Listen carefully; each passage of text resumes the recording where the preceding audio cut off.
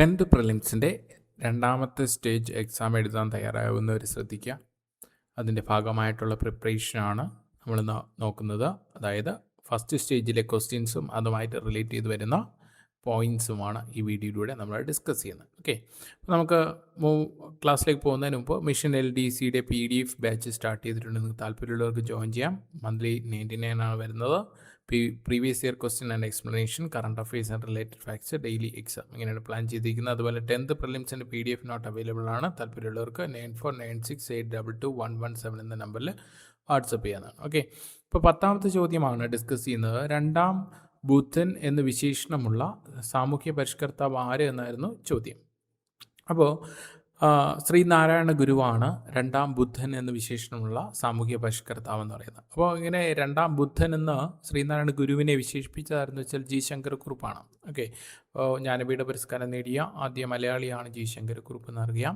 അപ്പോൾ അദ്ദേഹമാണ് രണ്ടാം ബുദ്ധൻ എന്ന ശ്രീനാരായണ ഗുരുവിനെ വിശേഷിപ്പിച്ചത്. കേരള നവോത്ഥാനത്തിൻ്റെ പിതാവ് എന്നറിയപ്പെടുന്നത് ശ്രീനാരായണ ഗുരുവാണ്. ശ്രീനാരായണ ഗുരു ജനിച്ചത് ചെമ്പഴന്തിയിലാണ്. 1856 ഓഗസ്റ്റ് 20 അദ്ദേഹം ജനിക്കുന്നത്. ശ്രീനാരായണ ഗുരുവിൻ്റെ വീട്ടുപേര് വയൽവാരം വീടെന്നാണ്. ശ്രീനാരായണ ഗുരു ചട്ടമ്പി സ്വാമികളെ കണ്ടുമുട്ടിയ വർഷം 1882.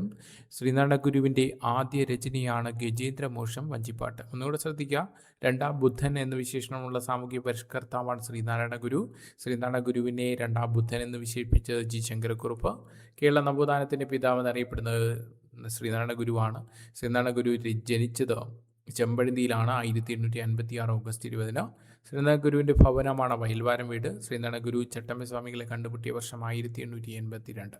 ശ്രീനാരായണ ഗുരുവിൻ്റെ ആദ്യ രചനയാണ് ഗജേന്ദ്രമോക്ഷം വഞ്ചിപ്പാട്ട്. അടുത്ത്, അവരന് സുഖത്തിനായി വരയണമെന്നത് ഏത് കൃതിയിലെ വരികളാണെന്ന് ചോദിച്ചാൽ ആത്മോപദേശക ശതകത്തിലെ വരികളാണ്. ആത്മോപദേശ ശതകം രചിക്കപ്പെട്ട വർഷം 1897. അടുത്ത, ഒരു ജാതി ഒരു മതം ഒരു ദൈവം എന്ന വാചകമുള്ള ശ്രീനാരായണ ഗുരുവിൻ്റെ പുസ്തകമാണ് ജാതി മീമാംസ. ശ്രീനാരായണ ഗുരു അരുവിപ്പുറം ശിവപ്രതിഷ്ഠ നടത്തിയ വർഷം 1888. നെയ്യാറിൽ നിന്നെടുത്ത കല്ലുകൊണ്ടാണ് ശിവപ്രതിഷ്ഠ നടത്തിയത്. ഞാനിതാ ഈഴവ ശിവനെ പ്രതിഷ്ഠിക്കുന്നു എന്ന് പറഞ്ഞത് ശ്രീനാരായണ ഗുരുവാണെന്ന് ഓർത്തിരിക്കുക. 1887 ക്ഷേത്രം നിർമ്മിക്കുന്നത്. 1887 ക്ഷേത്രം നിർമ്മിക്കുന്നു. 88 ശിവപ്രതിഷ്ഠ നടത്തുന്നു. അരുവിപ്പുറം ശിവപ്രതിഷ്ഠ ഓർത്തുവയ്ക്കുക. ജാതിഭേദം മതദ്വേഷ്യമേതുമില്ലാതെ സർവരും സോദരത്തേന വാഴുന്ന മാതൃകാസ്ഥാനമാണിത് എന്ന് എഴുതിയിരിക്കുന്നത് അരുവിപ്പുറം ക്ഷേത്രഭിത്തിയിലാണ്. ഓർത്തുവയ്ക്കുക, ജാതിഭേദം മതദ്വേഷം ഭേദമില്ലാതെ സർവരും സോദരത്തേന വാഴുന്ന മാതൃകാസ്ഥാനമാണിത്. തപാൽ സ്റ്റാമ്പിൽ പ്രത്യക്ഷപ്പെട്ട ആദ്യ മലയാളിയാണ് ശ്രീനാരായണ ഗുരു. 1965. 1965 ജി ശങ്കരക്കുറുപ്പിന് ജ്ഞാനപീഠ പുരസ്കാരം ലഭിക്കുന്നത്. ഓക്കെ, അപ്പോൾ ശ്രദ്ധിക്കാം, ആചരിക്കുന്ന അവരന് സുഖത്തിനായി വരയണമെന്നത് ഏത് കൃതിയിൽ വരികളാണ്? ആത്മോപദേശ ശതകമാണ്. ആത്മോപദേശ ശതകം രചിക്കപ്പെട്ട വർഷം ചോദിച്ചാൽ 1897. ഒരു ജാതി ഒരു മതം ഒരു ദൈവം എന്ന വാചകമുള്ള ശ്രീനാരായണ ഗുരുവിൻ്റെ പുസ്തകമാണ് ജാതി മീമാംസ. ശ്രീനാരായണ ഗുരു അരുവിപ്പുറം പ്രതിഷ്ഠ നടത്തിയത് 1888. എന്ന ക്ഷേത്രം നിർമ്മിച്ച വർഷം 87. നെയ്യാറിൽ നിന്നുള്ള കല്ലെടുത്തുകൊണ്ടാണ് പ്രതിഷ്ഠ നടത്തിയത്. ഞാനിതാ ഈഴവ ശിവനെ പ്രതിഷ്ഠിക്കുന്നു എന്ന് പറഞ്ഞ ശ്രീനാരായണ ഗുരുവാണ്. ജാതിഭേദം മതദ്വേഷം ഏതുമില്ലാതെ സർവരും സോദരത്തേന വാഴുന്ന മാതൃകാസ്ഥാനമാണിത് എന്ന് എഴുതിയിരിക്കുന്ന അരുവിപ്പുറം ക്ഷേത്രഭിത്തിയിലാണെന്ന് ഓർത്തുവയ്ക്കുക. തപാൽ സ്റ്റാമ്പ് പ്രത്യക്ഷപ്പെട്ട ആദ്യ മലയാളിയാണ് ശ്രീനാരായണ ഗുരു. 1965. ഓക്കെ, ഇനി കുറച്ച് വിശേഷണങ്ങൾ. അതായത് രണ്ടാം ബുദ്ധൻ എന്നറിയപ്പെടുന്ന ആര് എന്നായിരുന്നു നമ്മുടെ ചോദ്യം. അതുമായിട്ട് ബന്ധപ്പെട്ട് നവോത്ഥാനത്തിൽ ഓരോരുത്തരുടെ വിശേഷണങ്ങൾ നമുക്ക് നോക്കാം. ഗുരുക്കന്മാരുടെ ഗുരു എന്നറിയപ്പെടുന്നത് ആരെന്ന് വെച്ചാൽ തൈക്കാട് അയ്യയാണ്. തൈക്കാട് അയ്യ. ഓക്കെ, അടുത്ത, നിരീശ്വരവാദികളുടെ ഗുരു എന്നറിയപ്പെടുന്ന ബ്രഹ്മാനന്ദ ശിവയോഗി. ദൈവദാസൻ അനുഗ്രഹീത പുരോഹിത ശ്രേഷ്ഠൻ എന്നറിയപ്പെടുന്ന ചാവറ കുര്യാക്കോസ് അച്ഛനാണ്. കേരള സാക്ഷരതയുടെ പിതാവ് എന്നറിയപ്പെടുന്നത് ചാവറ കുര്യാക്കോസ് അച്ഛനാണെന്ന് ഓർത്തുവയ്ക്കുക. സർവ്വവിദ്യാധിരാജ, ബാലഭട്ടാരകൻ, കാവി ധരിക്കാത്ത സന്യാസി, കേരളത്തിൻ്റെ പണ്ഡിതനായ സന്യാസി, കാവിയും കമണ്ഡലവുമില്ലാത്ത സന്യാസി എന്നിങ്ങനെ അറിയപ്പെടുന്നത് ചട്ടമ്പി സ്വാമികളാണ്. മുടിചൂളും പെരുമാൾ, സമ്പൂർണ്ണ ദേവൻ എന്നറിയപ്പെടുന്ന വൈകുണ്ഠസ്വാമികളാണ്. സമത്വ സമാജം സ്ഥാപിച്ചത് വൈകുണ്ഠസ്വാമികളാണ്. 1836 എന്ന് ഓർത്തു വച്ചിരിക്കുക. സ്ഥിരമായിട്ട് ചോദിക്കുന്ന ചോദ്യമാണ്. ബാലഗുരു, മലബാറിലെ ശ്രീനാരായണ ഗുരു എന്നറിയപ്പെടുന്ന വാഗ്ഭടാനന്ദനും, പുലിയരുടെ രാജാവ്, ഇന്ത്യയുടെ മഹാനായ പുത്രൻ, ആളിക്കത്തിയ തീപ്പൊരി, ഇന്ത്യയിലെ ആദ്യ കമ്മ്യൂണിസ്റ്റ് എന്നിങ്ങനെ അറിയപ്പെടുന്നത് അയ്യങ്കാളിയാണ്. നിശബ്ദനായ വിപ്ലവകാരി എന്നറിയപ്പെടുന്ന ഡോക്ടർ പൽപ്പു. എന്നോട് ശ്രദ്ധിക്കുക, ഗുരുക്കന്മാരുടെ ഗുരു എന്നറിയപ്പെടുന്ന തൈക്കാടയെയും നിരീശ്വരവാദികളുടെ ഗുരു എന്നറിയപ്പെടുന്ന ബ്രഹ്മാനന്ദ ശിവയോഗിയും ദൈവദാസൻ, അനുഗ്രഹീത പുരോഹിത ശ്രേഷ്ഠൻ, അതുപോലെ തന്നെ കേരള സാക്ഷരതയുടെ പിതാവ് എന്നറിയപ്പെടുന്ന ചാവറ കുര്യാക്കോസ് അച്ഛനും, സർവ്വവിദ്യാധിരാജ ബാലഭട്ടാരകൻ, കാവി ധരിക്കാത്ത സന്യാസി, കേരളത്തിൻ്റെ പണ്ഡിതനായ സന്യാസി, കാവിയും കമണ്ഡലവും ഇല്ലാത്ത സന്യാസി എന്നിങ്ങനെ അറിയപ്പെടുന്ന ചട്ടമ്പിസ്വാമികളാണ്.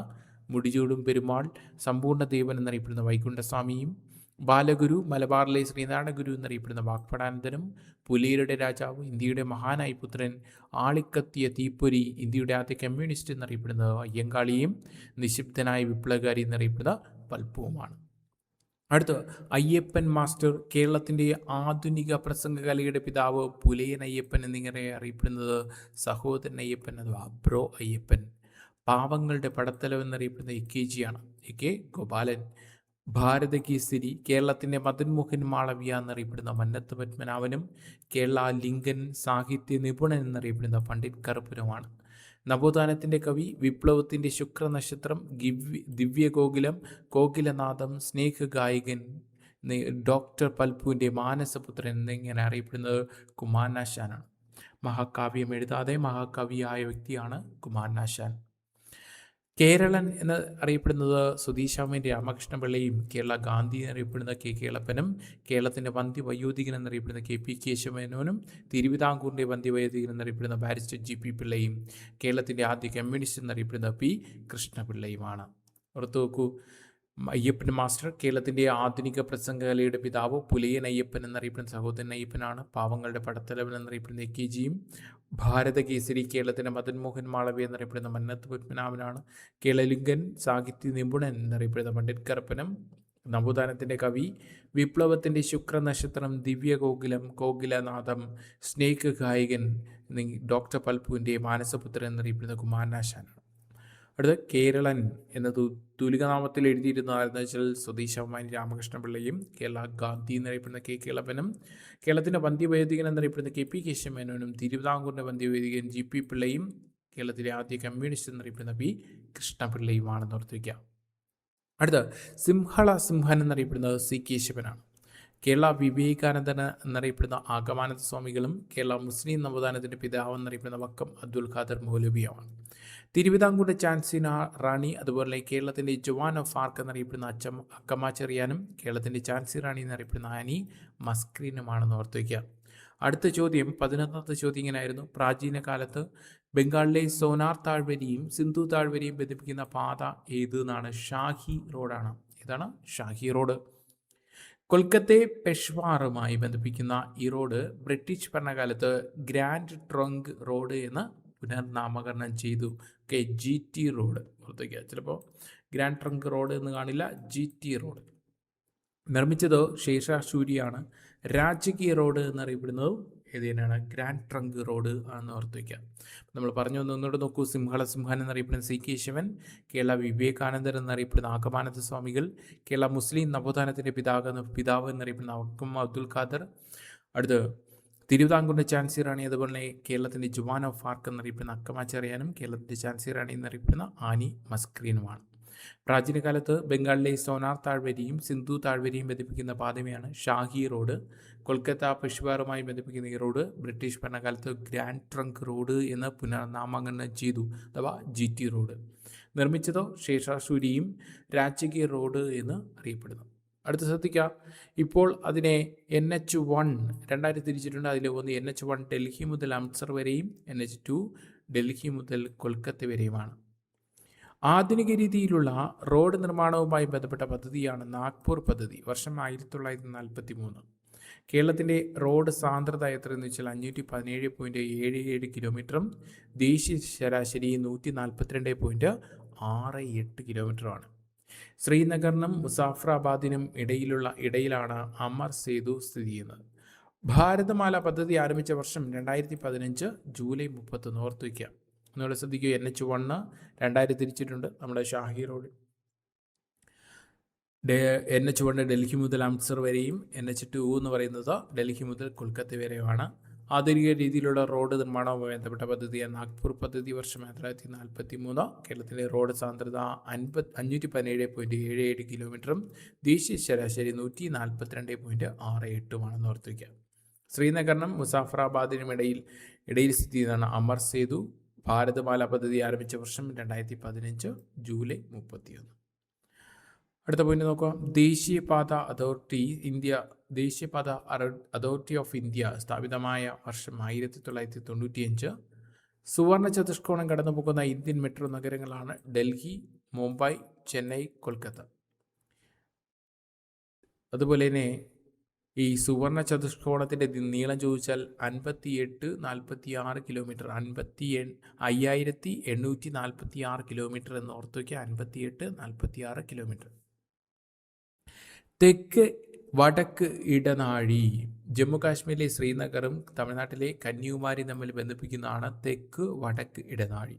അതിൻ്റെ നീളം 4076 കിലോമീറ്ററാണ്.